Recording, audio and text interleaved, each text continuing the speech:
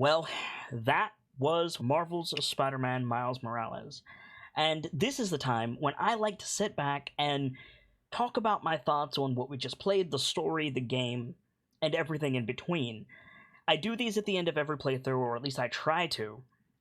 And I have a lot of thoughts on this one. Now, I try to practice what I preach. And one of the things that I preach is that you should always be more critical of the things that you like than the things that you don't. And that way you hold them to a standard of excellence and can always improve them.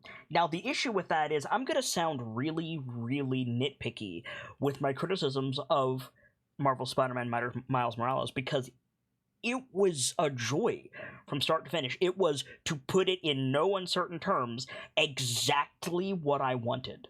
I wanted more of the Marvel Spider-Man PS4 experience.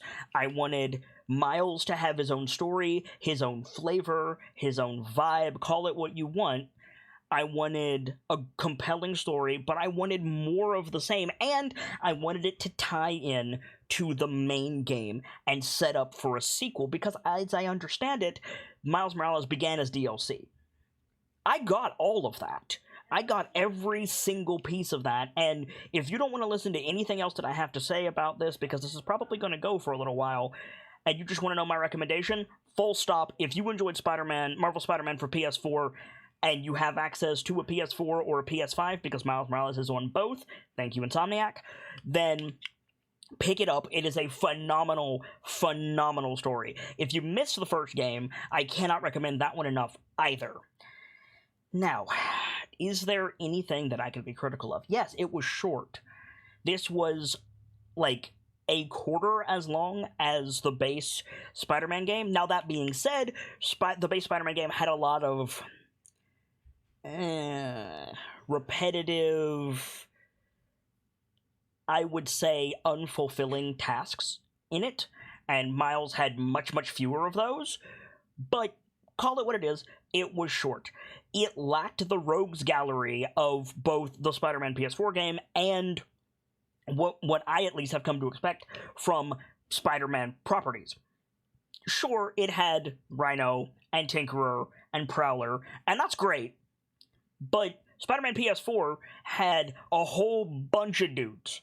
Even if they were just one-off, they had a whole bunch of dudes. They even gave a nod to Black Cat in the Spider-Man PS4 game, and Miles fell short in that regard. 90% of the enemies were mooks. They were upgraded mooks of various factions, but at the end of the day, mooks. There weren't a lot of supervillains. Now, you could argue, but you fought the Vulture, kid. I did, but it was a hologram set up by Pete for training purposes, and it didn't really have a place in the story per se. And yeah, it was a hilarious scene, and I enjoyed the fight a lot, but it wasn't Vulture. It wasn't a member of the Spider-Man or the Miles Morales Spider-Man Rogues Gallery.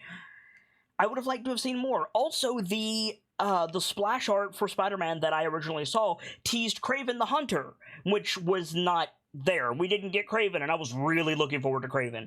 I don't know if he got cut, or if he's going to get put into DLC, or if they're saving him for the sequel. I don't know. But Kraven looked cool, and I didn't get him, and that sucks. The characters were really, really good, but there also were, notably fewer of them. Genki was awesome. Finn was awesome. This interpretation of Aaron Prowler was awesome. Rio was awesome. Like, there wasn't a bad character in this. There wasn't a bad character in the first game, really. That was relevant to the story, I should say. So the characterization was good, but there were, again, fewer of them. It was the same map, which, I mean, what are you going to do? It was New York. Like, it felt great, but it also felt safe.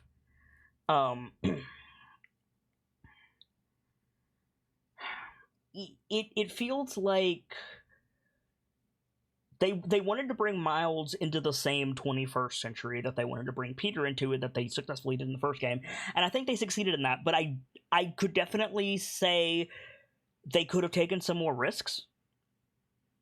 And the biggest criticism, I've had it from before I started playing this game, it is such a just tiny, minuscule, pedantic criticism, but Miles's theme wasn't in this game.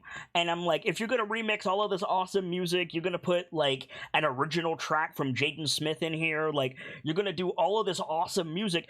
Where the hell is Miles's theme? Like, I get it, it was probably a licensing issue and blah blah blah, but I mean, come on. Come on.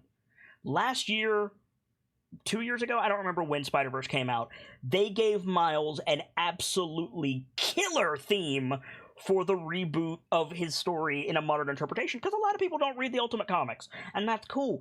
It was an amazing theme, and how cool would it be to be swinging through New York with What's Up Danger? I'm just saying, it would have been awesome, and it wasn't there, and it's small, it's minor, but ugh, it gets me. Now, what was good about this? JJ's back.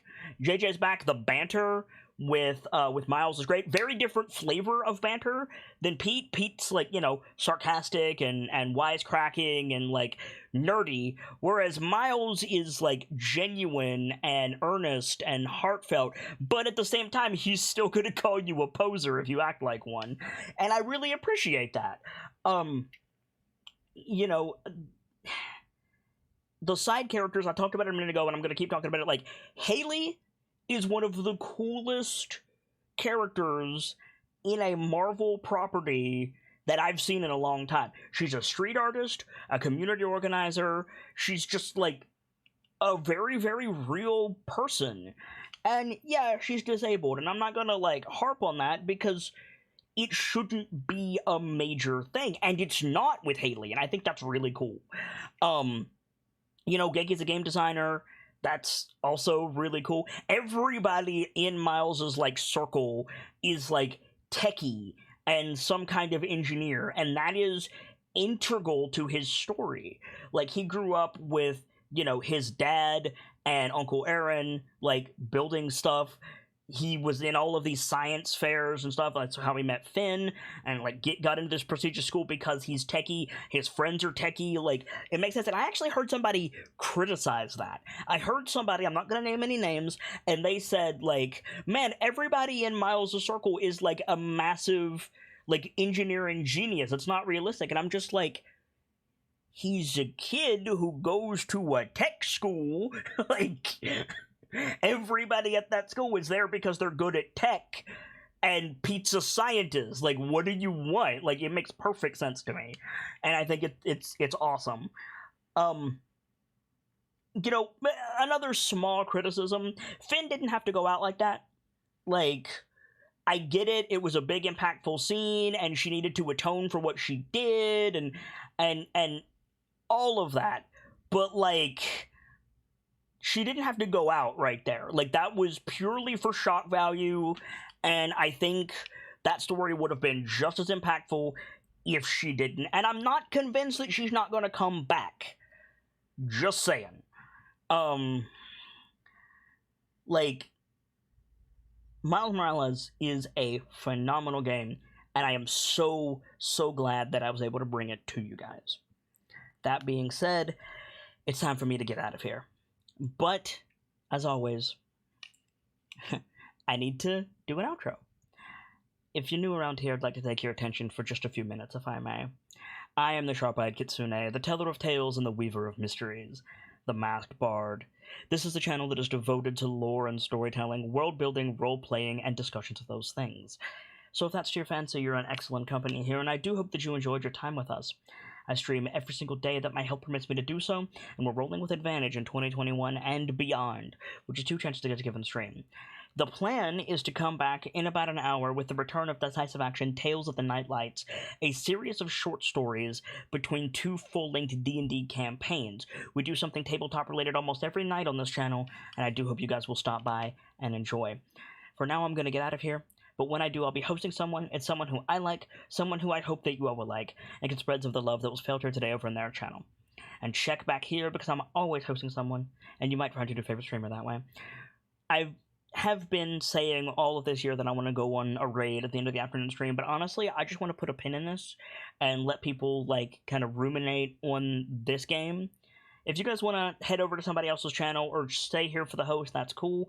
But I'm not really feeling a raid today, just because that was really special. But as always, I do need to leave you with these parting words. From myself and my keepers to all of you, the regulars, the followers, the newcomers, and the lurkers, whether you're just having a seat by the fire or you've got a running tab at the bar, remember, there's always more stories to tell.